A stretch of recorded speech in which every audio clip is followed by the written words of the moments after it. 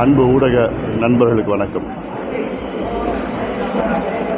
தொடர்ந்து தமிழக முதலமைச்சர் மாண்புமிகு திரு விஜய் அவர்கள் கர்நாடகாவுக்கு செல்லக்கூடாது, அங்கே சென்று மேகதாது அணை பற்றி பேசக்கூடாது, மாறாக தமிழ்நாட்டில் அனைத்து கட்சி கூட்டத்தை கூட்டி அனைத்து சட்டமன்ற நாடாளுமன்ற உறுப்பினர்களை டெல்லிக்கு அழைத்து சென்று பிரதமரை சந்தித்து வலியுறுத்தி அழுத்தம் கொடுத்து அவர்கள் டிபிஆருக்கு ஒப்புதல் அளித்ததை திரும்ப பெற வேண்டும் என்று அந்த வகையில் அழுத்தம் கொடுக்க வேண்டும் என்று சொல்லி வந்தோம். அதே வேளையில் இன்று கர்நாடகா முதலமைச்சர் திரு சிவகுமார் அவர்கள் இப்பொழுது சூழல் சரியில்லை, இப்பொழுது முதலமைச்சர் விஜய் அவர்கள் அங்கே வர வேண்டாம் என்று ஒரு கோரிக்கை வைத்திருக்கின்றார். கர்நாடக அரசு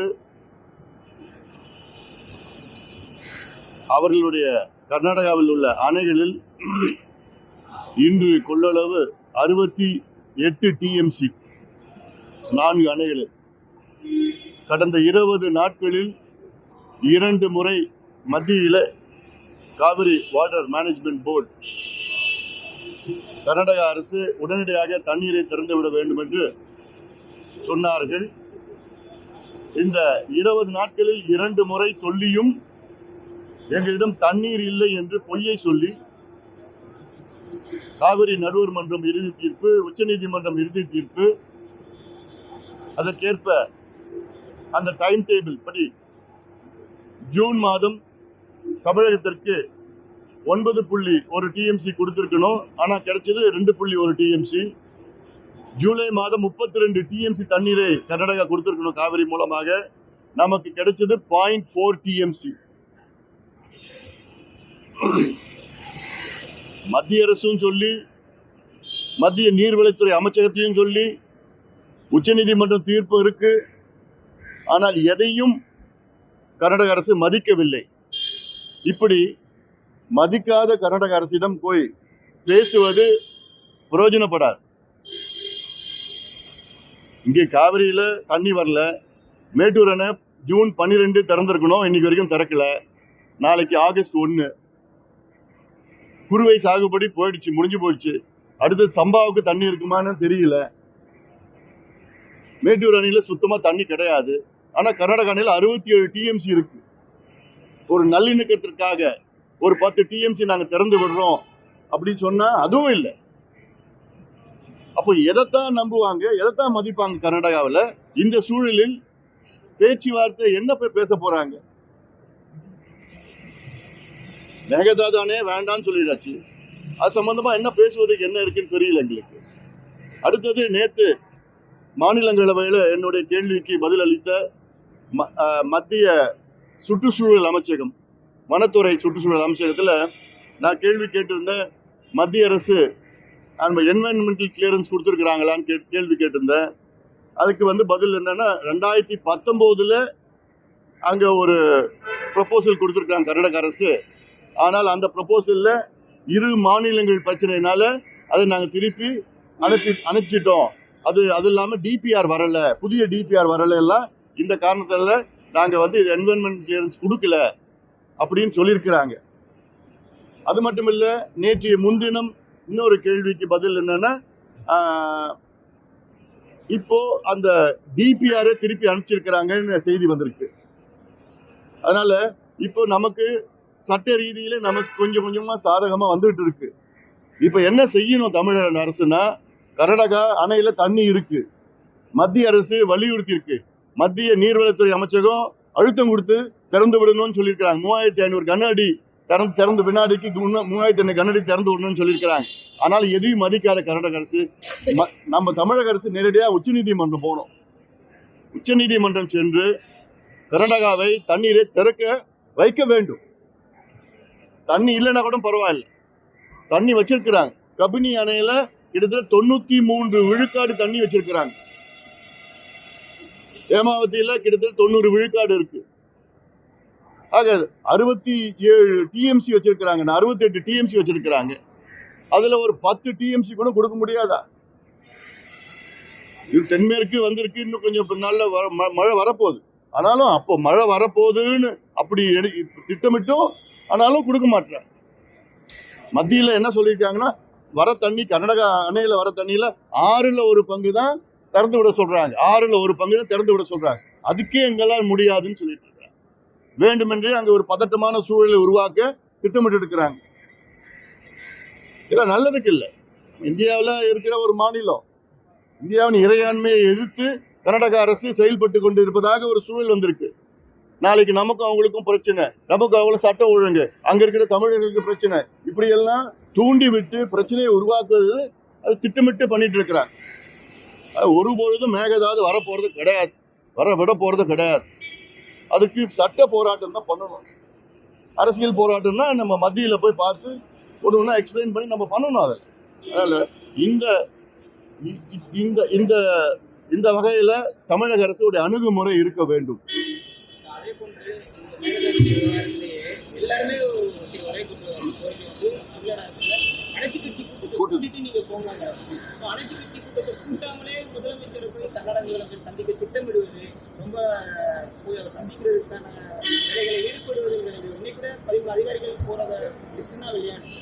அவங்க பின்வாங்கிறதுனால இவங்க போகாம இருக்காங்களே தவிர இவங்களோட முடிவுல போகாம இருக்கு. அனைத்து கட்சி கூட்டத்தை கூட்டாம போறதோட நிலைப்பாடு எப்படி? அதாவது இப்போ காவிரி என்பது ஏதோ ஒரு டிவிகே பிரச்சனை கிடையாது, ஆளுங்கட்சி பிரச்சனை கிடையாது. இது தமிழ்நாட்டினுடைய பிரச்சனை. அது இல்லாமல் காவிரி என்பது தமிழ்நாட்டினுடைய உயிர் நாடி. தமிழ்நாட்டில் 38 மாவட்டத்தில் வாழ்கின்ற மக்களில் கிட்டத்தட்ட 28 மாவட்ட மக்கள் சார்ந்த பிரச்சனை. தமிழ்நாட்டில் 8 கோடி மக்களில் கிட்டத்தட்ட 5.5 கோடி மக்கள் சார்ந்த பிரச்சனை காவிரி பிரச்சனை. இப்படி இருக்கிற பிரச்சனையில அனைத்து கட்சி கூட்டத்தை கூட்டுவதற்கு என்ன தயக்கம் அரசுக்கு? இதுல என்ன ஈகோன்னு எனக்கு ஒன்றும் புரியல. இது பொது பிரச்சனை, எல்லாரும் சேர்ந்து அணுகுமுறை இருந்தாதான் அது நல்லது, தமிழ்நாட்டுக்கு நல்லது. கடந்த காலத்துல காவிரி பிரச்சனை, அத்துணை காவிரி பிரச்சனையோ மேகதாது பிரச்சனையோ தமிழ்நாடு சார்ந்த எந்த பிரச்சனை இருந்தாலும் அதற்கு ஒரு பொதுவான அனைத்து கட்சி கூட்டத்தை கூட்டி அவர்கள் அத்தனை கருத்துக்களும் ஏற்று மத்திய அரசை அணுகி இல்லை நீதிமன்றத்தை அணுகி ஒரு கூட்டு முடிவு எடுத்திருக்கிறது. அதுல என்ன தயக்கம்னு எங்களுக்கு ஒன்றும் புரியல. அதனால தமிழக அரசு அணுகுமுறையை மாற்றிக்கொள்ள வேண்டும். நிச்சயமாக அனைத்து கட்சி கூட்டத்தை கூட்ட வேண்டும். இப்ப என்ன சில கட்சிகள் நாங்க கூட்டுறோம் கட்சிகள் மற்ற கட்சிகள் கூட்டத்தை கூட்டினா அது அதற்கு ஒரு ஒரு எப்படி சொல்றது, ஒரு பலு இருக்காது. அதுக்கு அரசாங்கம் கூட்டினாச்சுன்னா தான் அதுக்கு நல்ல ஒரு பலு இருக்கும். அதுக்கு தகுந்த மாதிரி ஒரு முடிவெடுத்து ஒரு மனதாக முடிவெடுத்து அதுக்கப்புறம் நம்ம மத்தியில போய் அழுத்தம் கொடுத்து தண்ணி திறந்து விடணும்னா என்ன பண்ண போறாங்க? மத்திய அரசு தானே போய் பார்க்கணும், அங்கதானே அழுத்தம் கொடுக்கணும். நீதிமன்றம் போகணும், மத்திய அரசு போய் போகணும். கர்நாடகா போய் கேட்டு திறந்து விடுங்க, தண்ணி திறந்து விட திறந்து விட போறாங்களா என்ன? அதனால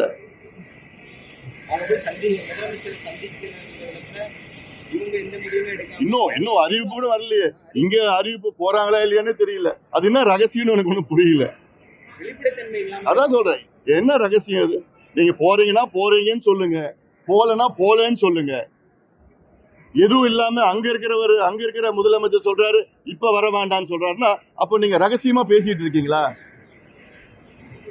இல்ல, இதுல என்ன ரகசியம் இருக்கு? ஒண்ணு வெளிப்படையா இது ஒரு முதலமைச்சர் இன்னொரு முதலமைச்சரை பாக்குறது ரகசியம் ஒண்ணும் கிடையாது.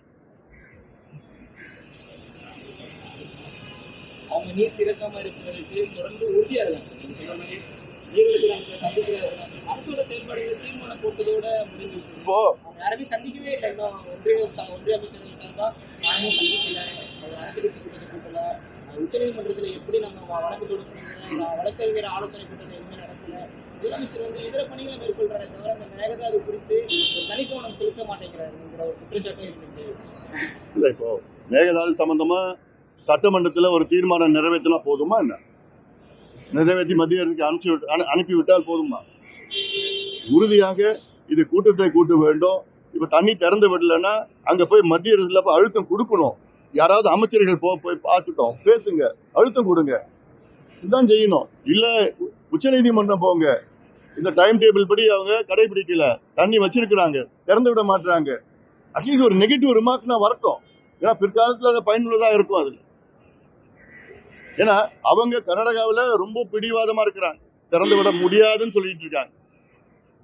இப்ப சமீபத்தில் கூட பாத்தீங்கன்னா கர்நாடகாவில் நீர்வளத்துறை அமைச்சர் நேத்து கூட சொல்லியிருக்கிறார், எங்ககிட்ட தண்ணி இல்ல, தண்ணி இருக்கு, 68 டிஎம்சி தண்ணி இருக்கு, நமக்கு ஒரு 10 டிஎம்சி கொடுக்கறது தப்பு கிடையாது, ஒண்ணுமே இல்ல. நமக்கு இந்நேரம் எவ்வளவு வந்திருக்கணும்னா கடந்த மாசம் ஒரு 9, இந்த மாதம் ஒரு 32னா 40 டிஎம்சி இந்த 2 மாதத்துல வந்திருக்கணும். ஆனா வந்தது எவ்வளவுன்னா 3.25 டிஎம்சி தான் வந்திருக்கு. ஜூன் மாதம் ஜூலை மாதம் 2 மாதம் சேர்த்து 40 டிஎம்சி வந்திருக்கணும், கிடைச்சது 3.25 டிஎம்சி தான் வந்திருக்கு.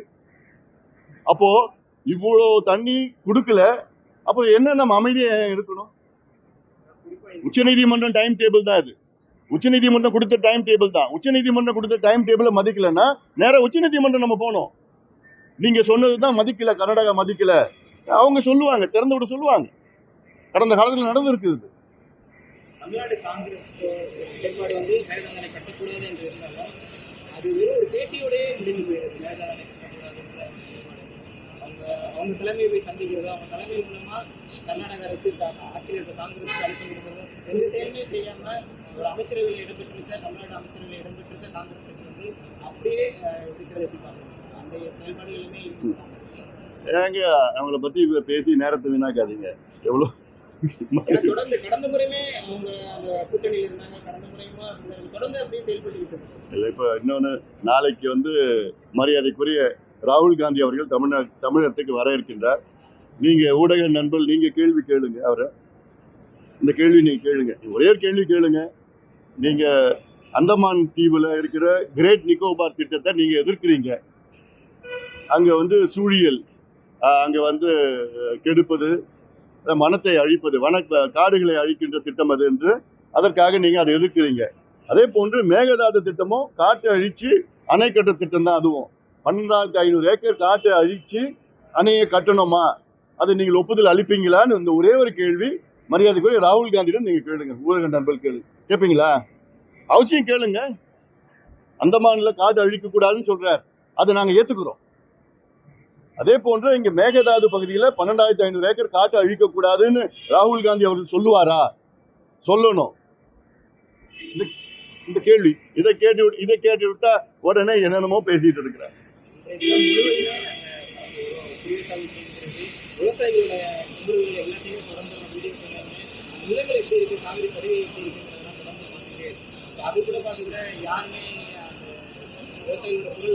நிச்சயமா அதாவது முதலமைச்சர் வந்து அவ்வளோ விவசாயிகள் முதலமைச்சருக்கு வாக்களிச்சாங்க, இந்த தேர்தலில் வாக்களிச்சாங்க. ஏன்னா இன்னைக்கு விவசாயிகள் ஒரு பக்கம் வந்து அந்த கூட்டுறவு கடன் தள்ளுபடியில் அவங்கள அது ரொம்ப சோர்ந்து போயிருக்கிறாங்க விவசாயிகள்லாம். என்ன 2,000 கோடி அறிவிச்சிருக்கிறார் முதலமைச்சர், இன்னொரு 16,000 கோடி அறிவிச்சா முழுமையா விவசாயிகளுடைய கூட்டுறவு வங்கி கடன் வந்து தள்ளுபடி பண்ணுவாங்க. அதையாவது செய்யணும்னு அது ஒரு பக்கம். ரெண்டாவது, இப்போ காவிரி முழுக்க இப்போ வறண்ட பகுதியா இருக்கு. குறுவை சாகுபடியெல்லாம் கடந்த ஆண்டு கிட்டத்தட்ட ஒரு 6.5 லட்சம் ஏக்கர் பயிர் செஞ்சோம். இந்த ஆண்டு வந்து 1.5 லட்சம் ஏக்கருக்கு மேல போகுமா இல்லையான்னு தெரியல. அது கூட இப்ப சம்பா வருது அடுத்தது. இப்போ அதுல முடியுமா, தண்ணி இருக்குமா இல்லையான்னு தெரியல. சூப்பர் எல்னினோ எஃபெக்ட்லாம் சொல்லிட்டு இருக்கேன். இப்போ நமக்கு தண்ணி வேணும். முறைப்படி ஒப்பந்தத்தைப்படி உச்சநீதிமன்ற தீர்ப்பின்படி நமக்கு தண்ணி கொடுத்துருக்கணும், கொடுக்கல. அதை கூட கேட்க மாட்டாங்களே, அதை கூட ஏன் கேட்க மாட்டீங்க? என்ன அப்படி உங்களுக்கு நமக்கும் கர்நாடகம் என்ன நல்லிணக்கம் அப்படின்னா உங்களுக்கு ஃப்ரெண்ட்ஷிப் நட்பு புரியல.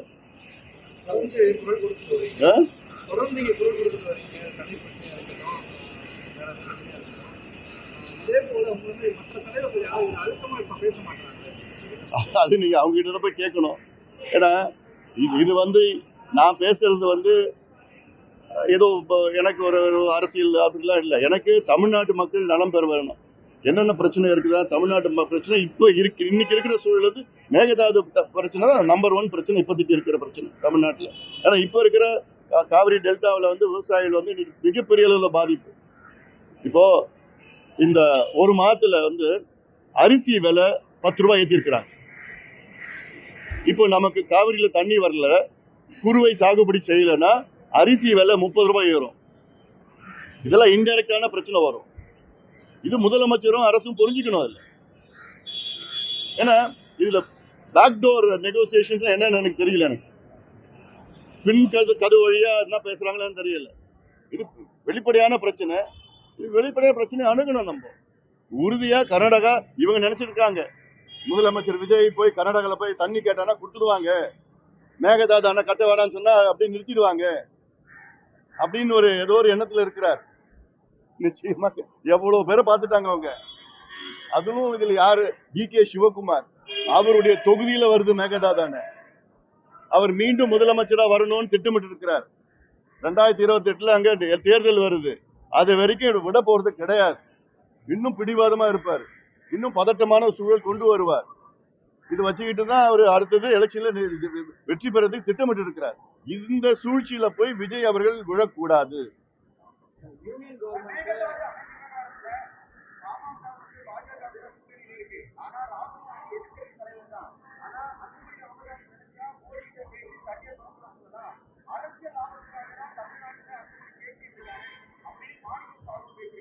நான் பல முறை சொல்லியாச்சு, பேசியாச்சு. நான் கேட்கறது என்னன்னா, எல்லாம் கூட்டா நம்ம போய் மோடி அவர்களை பார்க்கலாம், பிரதமர் அவர்களை பார்க்கலாம், எல்லாம் வாங்கன்னு தான் சொல்லிட்டு இருக்கிறேன். அது முதலமைச்சர் தலைமையில போய் பார்த்தா இன்னும் அழுத்தம் கொடுக்கும். இந்த ஒரு அன்புமணி போய் நேரா போய் பார்த்து பேசி ஒன்றும் ஆக போறது கிடையாது. அதே போன்று ராகுல் காந்தி அவர்களிடம் நான் கேட்கிற கேள்வி என்னன்னா, நீங்க வனத்தை அழிக்க கூடாதுன்னு சொல்றீங்க, காட்டை அழிக்க கூடாதுன்னு சொல்றீங்க. அந்த கருத்தை நானும் ஏத்துக்கிறேன். அந்தமான்ல காற்று அழிக்க கூடாதுன்னு சொல்லிட்டு இருக்கீங்க. அதே போன்று இங்க மேகதாது அணை கட்டுறப்போ கிட்டத்தட்ட 12,500 ஏக்கர் காட்டை அழிக்கிற திட்டம் அது. இந்த காட்டையும் அழிக்க கூடாதுன்னு ராகுல் காந்தி சொல்லுவாரான்னு தான் நான் கேட்கிறேன். அது இது இது மேகதாது பிரச்சனை, அது வேற பிரச்சனை. நான் கேட்கறது 12,500 ஏக்கர் காட்டை அழிக்கிறதுக்கு ராகுல் காந்தி அவர்கள் ஒப்புதல் அளிக்கிறாரா?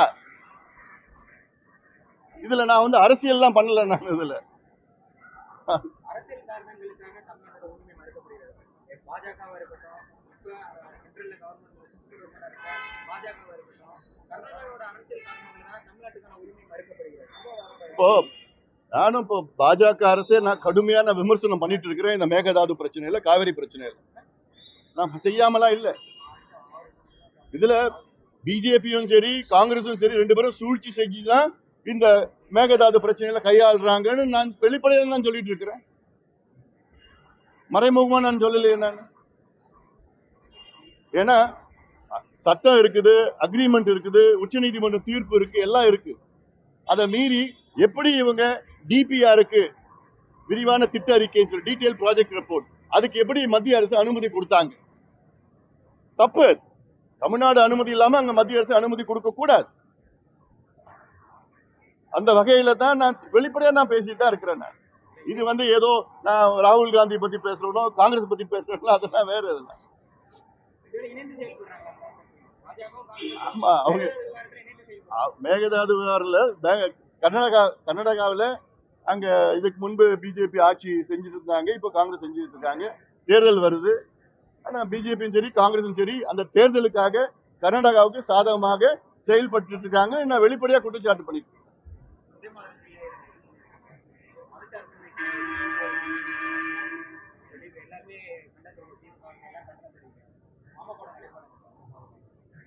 எதையுமே திணிக்க கூடாது. அது மக்கள் அவங்களா தானா ஏத்துக்கணும், அவ்வளவுதான். எதுவுமே திணிக்க கூடாது.